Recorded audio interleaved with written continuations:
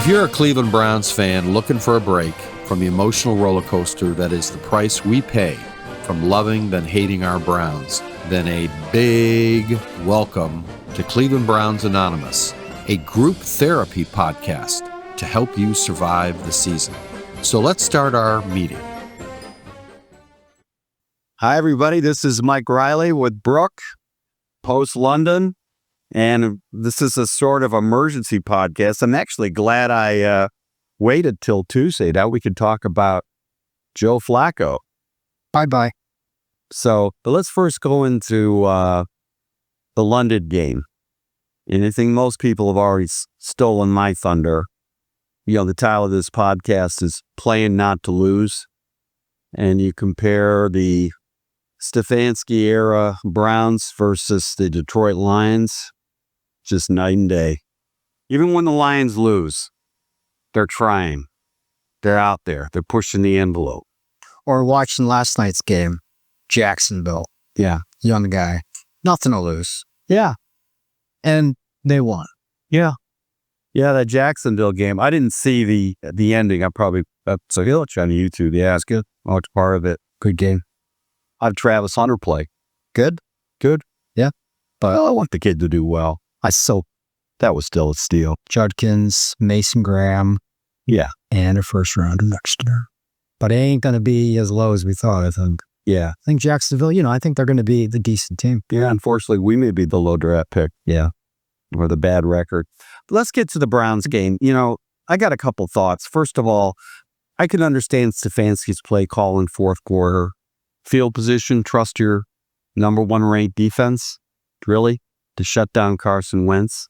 But I guess that play not to lose mentality filters into the defense because I rewatched that last drive. I mean, Wentz, he had all day back there.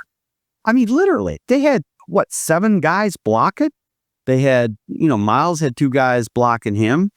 Meanwhile, the Browns, they left that left tackle on an island, put in Aiden Huntington on the left side. And that guy, he used to play fullback. I mean, he can go out in the flat and catch a ball. Good luck, a quarterback tackling a Mack truck. Speaking of, the old Kevin Mack truck play. But again, they're playing prevent defense, and those of a certain age will know what that means. The Joe Woods defense creeped into the game. Here's Carson Wentz. I mean, if the Vikings defensive coordinator was on the Browns during that one drive, he'd be blitzing 8 guys and putting Denzel Ward on Justin Jefferson and Newsom on Addison. Yeah, yep. Exactly. And you know what Wentz would have done? He would have either fumbled, picked it, or it would have gotten batted up in the air and intercepted. I've done some stupid play that he's known to do. You know what? And the fact of the matter is, if they're going to score, let them score so it gives us the chance to mount a comeback instead of this slow drip. So I blame Schwartz for the defensive sets they were calling, the lack of blitzing, the let's not lose the game mentality. And I wonder if Stefanski's talking to Short. I can assure you that if it was Bill Parcells on the sidelines, he'd be screaming at Schwartz. He'd be screaming out. But unfortunately, Brook, I've seen the Schwartz defense. First of all, they most of the time suck on the road. I remember last year or the year before, it was the Flacco comeback year. That's when they were playing the Indianapolis Colts on the road, and Fitzpatrick, the guy from Harvard with the beard. Oh, yeah. He was slicing and dicing them on the road. This so-called historically great defense. They were going up and down the field. And then, of course, when they played the Texans on the road, the Browns D got torched with gimmick plays. Sucker plays, which is what O'Connell did, on that wildcat option play where the guy just threw to a wide open backup tight end. So the defense lost this game. Period. End of discussion. Gabriel played well. I mean, if you had told me at the beginning of that game that Gabriel would not turn it over, that he would throw 2 touchdown passes, the Browns would score 17 points, I would have said Browns are winning this game, because I thought Carson Wentz was going to get massacred by that defense. He didn't get massacred. Pittsburgh massacred him. You watch that Pittsburgh Vikings game in Dublin, they were rushing 8 guys half the time. I mean, he was getting annihilated back there. Your thoughts, Brook? I'm just so sick of the Browns offense. The only bright side, in my opinion, is Judkins and Fannin. The only bright spot this season has been the rookies. I think this game in Pittsburgh is the biggest game in Stefanski's career, because you need to see how this team is going to respond. He's 4-20 as a coach. I've never met the guy. I don't know him. He seems like a nice guy. Yeah, family guy. Yeah, nothing personal here. And I know that the Dan Campbells don't grow on trees, but this team needs that identity. You know, you're the Cleveland Browns, the dog pouch. It's like, I just think, and I told you this yesterday, if they lose in Pittsburgh and this, 4-21, that's not going to cut it. We need to make a switch. Like, I wouldn't be surprised if this is Stefanski's last year's. Well, you know what? I'm kind of mixed feelings about Stefanski. I wish ownership would get in his ear. Unfortunately, they got in his ear. I'd still want to know where the fingerprints are on the Deshaun Watson deal. Was that a buried play? It doesn't help that Baker Mayfield has a very good chance of winning the MVP. That's what makes this so much worse. As you see Baker, 4th quarter comeback, Bill Simmons is raving about him.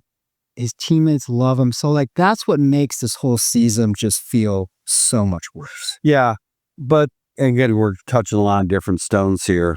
Before we get into Baker Mayfield, I don't want to get, I do want to talk about Baker, how it relates to Joe Flacco.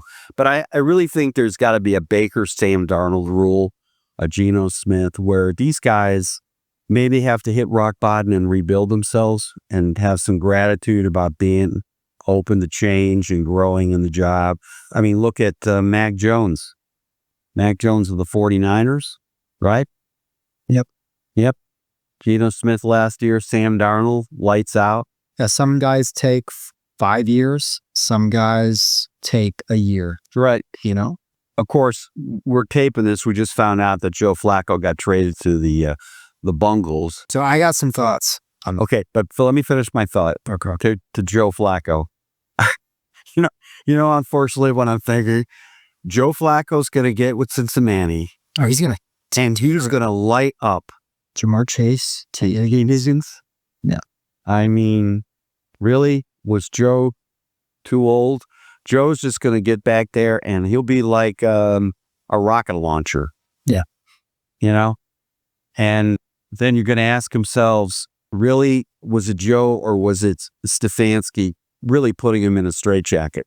You could run some plays where Njoku, you're staying in, develop Aiden Huntington, who can go out, get, just load up the box. Joe can go back there and just rocket launch one down there. And maybe we get a pass interference. Maybe the guy falls down, and if Judy drops the ball, then put him on the bench. But this is what Dan Campbell is so good at, is that outside the box thinking. And I think Kevin Stefanski, nice guy, he's just an NFL lifer. And maybe he's gotten to the point where it's the Peter principle. He's not gonna change things. And what I heard from the grapevine was he was told, you're playing Dylan Gabriel.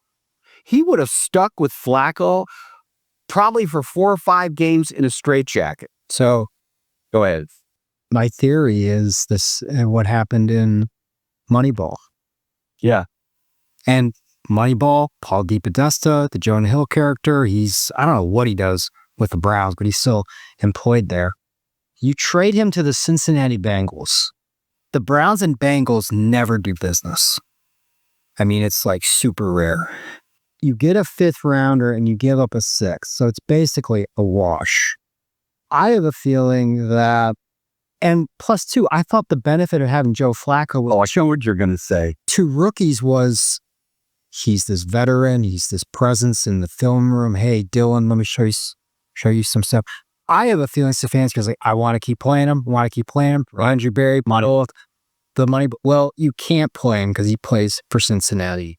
It's like the first base, but yeah. And Mari's going to run that quote from Moneyball where they traded, Carlos has been traded. Yeah. Right. You can't stand L. You know what? And I can't stand. You know what Stefanski's going to say? He's going to say just what that great actor who played the coach, the manager. Oh, Philip Seymour Hoffman. Yeah. Rest in peace. He's going to say, you're killing this team. We're killing this team. And all of a sudden they went on a run. Yeah. So maybe Kevin Stefanski is the Philip Seymour Hoffman. Maybe. But I don't see any there. In my opinion, there is no upside in getting a 5th round pick, giving up a 6th rounder to, I'm not going to call the Bengals a rival, but they're in our division. It's like, if they were that desperate, you could be like, yeah, you want Joe? Yeah. It's a 4th round pick. Now you got to develop these quarterbacks. Yeah. Who's going to do that? Bailey Zappi. There's your veteran in the locker room. Yeah, absolutely. And now I heard this on the drive over here. Take a guess how much money the Browns are paying the quarterbacks that they owe. Deshaun. Oh, I was going into that. I've been trying to. $45 million. Yeah. This game on Sunday, this is going to be a big game.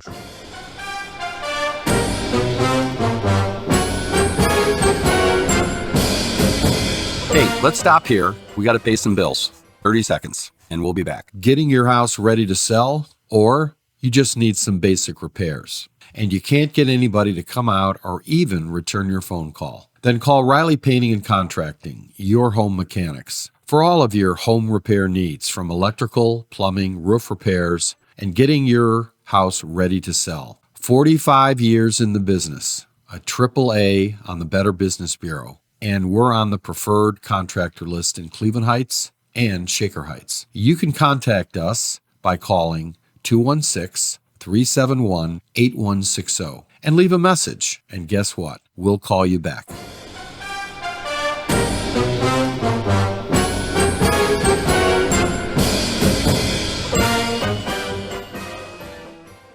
You know, I was listening to the Ultimate Sports Show today. Bull and I love Abbott Bull. Okay, yeah, but I gotta take some. He was with Didi. I can't even pronounce her last name. Didi Kigawala. Okay, and they were going back and forth about Dylan Gabriel. He's already written off Dylan Gabriel. Oh, he's not going to work out. He's not going to work. He's blah blah blah. I can't think. How do you know he's not going to work out? You know what? Maybe. I know I'm eternal optimist for the Browns. The glass is half full. Maybe Dylan Gabriel will work out. He's a Stefanski guy. He picked him. He talks nerd language. He's everything. If Stefanski was in a laboratory, probably would have made it a little taller. I get that. But let's take the height away, because I didn't see a lot of passes getting blocked, except one time, which was a kind of a screenplay in the flat. I just felt that he bottled him up. But I think to Stefanski's credit, you're having your rookie start a game, his first game, with really, it's very unconventional. It's in London. The start time, what was it? 3 p.m. there. You're going up against the Vikings. You're not going through your usual walkthrough. So I think what Stefanski did was like, you want to keep it simple. It's his first start. But, it's like, fuck it. You got nothing to lose. Let this kid just ball out. Right. Like you saw, I remember watching Dylan Gabriel play the Buckeyes and beat the Buckeyes. Yeah. This kid was ripping it. Yeah. And I was like, who? And he's played well the second time. I was like, who is this kid? Yeah. He looked like... He looked like Baker. Yeah, he looked like, who was the New Orleans Saints quarterback? Drew Brees. Just going back there winging it. You know what? I remember when they got rid of Hugh Jackson. The clown. And all of a sudden, Freddie Kitchens is in Baker's ear, letting him call him play and letting him rip. I remember, I think it was first series, I guess maybe it was first game that. I remember that Bengals game. It was like, Wow. And I remember they did a fake and Baker threw it like 50 yards. Jarvis Landry. See, the other thing Stefanski's got to do, besides let it rip, he cannot have guys playing who drop the ball. And that's Jerry Jeudy. Put somebody up there, send a message that you're not going to tolerate people dropping the ball. And then I think what Browns fans are really getting tired of is this endless Belichickian language he uses. Everybody's got, we got to coach. I got to coach better. I got to coach better.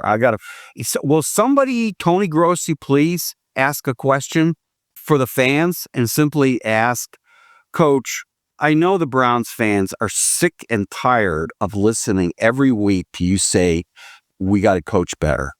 At some point in time, isn't it fair to ask, you may not know how to coach at this level, in this situation?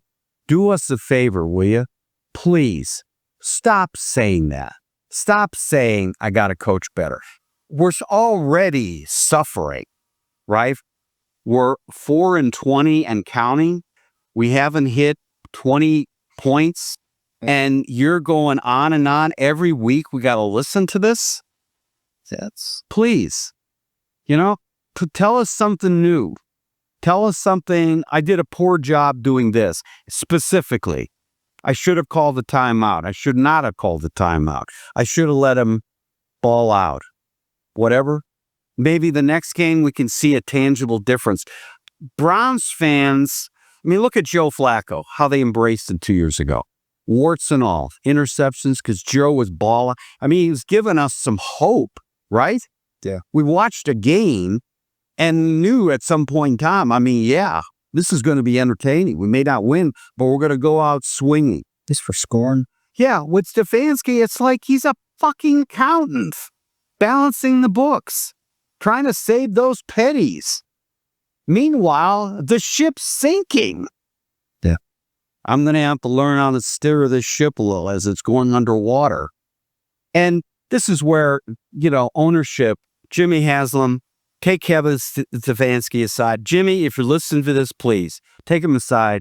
Enough with the cliches. Enough of it. Stop it. Now, let me ask you a question, because I don't necessarily want Stefanski to go. I want him to change and evolve.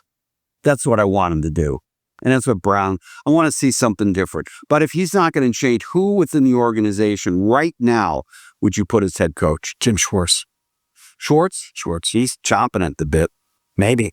Yeah. And then you'll let. But he's got that, Jim Schwartz to me has that dick swinging, hey, yeah, we're not fucking around here. Yes. I want that Dan Campbell.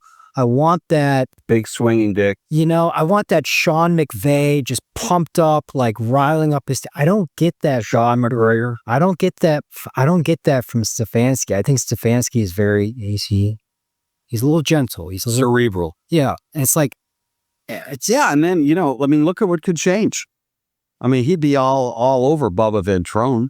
And okay, good point. Let's riff on that with Jim Schwartz. Was Jim Schwartz told to run the prevent? Probably. That's a question out there. How does he go? I think if I'm Jim Schwartz and I'm having the autopsy talk afterwards on Monday or on Sunday on the plane ride home, if I'm Jim Schwartz, it's hey, okay, I screwed up for a half, but my defense has been playing great. We're the number 2 ranked defense in the league. If I'm Jim Schwartz, it's hey, fucking score more. Well, there is precedent here because we had Brian Sipe's coach, who, by the way, Brian Sipe, when you look at Dylan Gabriel, Brian Sipe, MVP, the conventional wisdom was not to play Brian's. They did everything but not allow him to play. Instead, they trotted out all these number 1 draft, Paul McDonald, all these other people. Brian Sipe gets in there. Sam Ortigliano. And Brian Sipe, marriage made in heaven. And then Riverboat Sam, he got too predictable. Marty brought in, Art Modell brought in Marty Schottenheimer, who was the defensive coordinator of the Browns. And they did Marty ball, which is what you saw in London. Those last 3 drives with the Browns was pure Marty ball. Herman Fontenot, look it up the middle. The famous drive, what people forget, Elway, the drive. The Broncos tied the game. Now we're in overtime. Browns had the ball the first drive. They had the ball. And Marty went conservative. They gave it to Herman Fontenot on 3rd down. Fontenot up the middle. And instead of just letting Birdie just wing it to Webb Slaughter. And Marty eventually got the axe because he was just getting too conservative. He didn't want to air it out. And Ernie Accorsi left, and then the Browns just fell apart.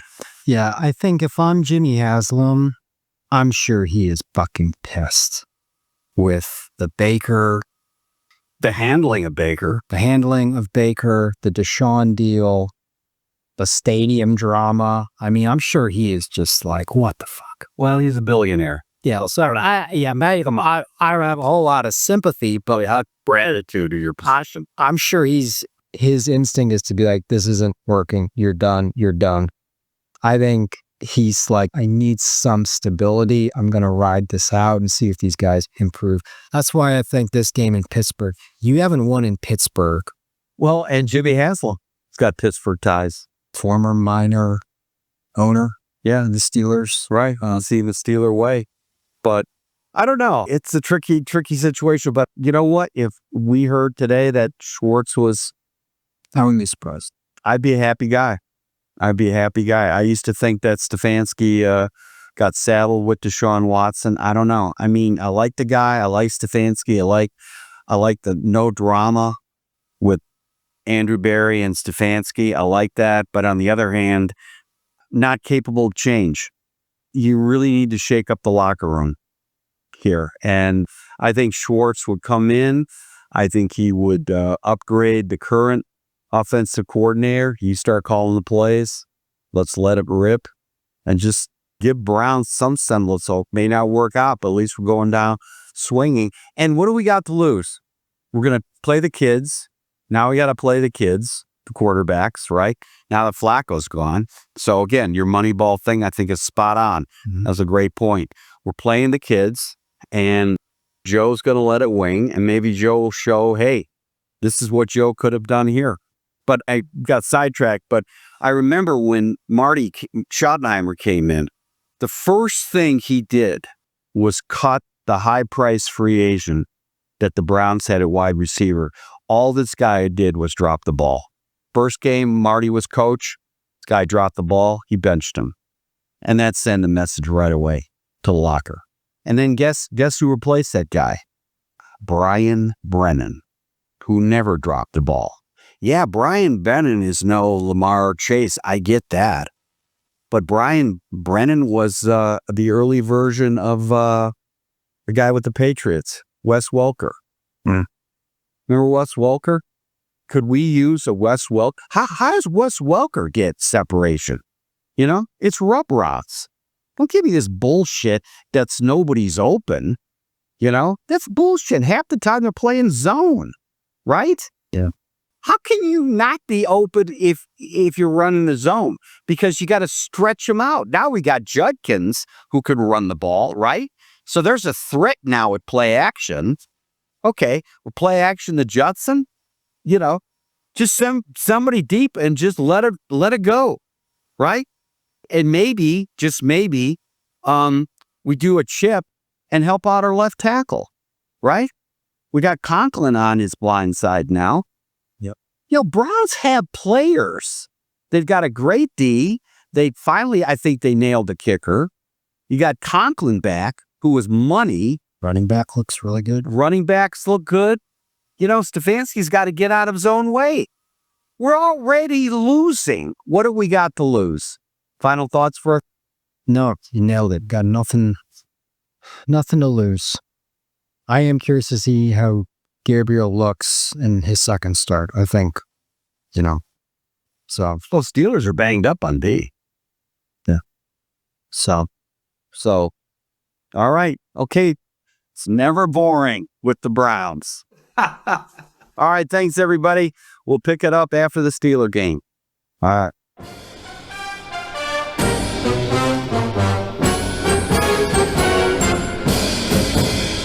Thank you for listening to the Cleveland Browns Anonymous podcast with Mike Riley.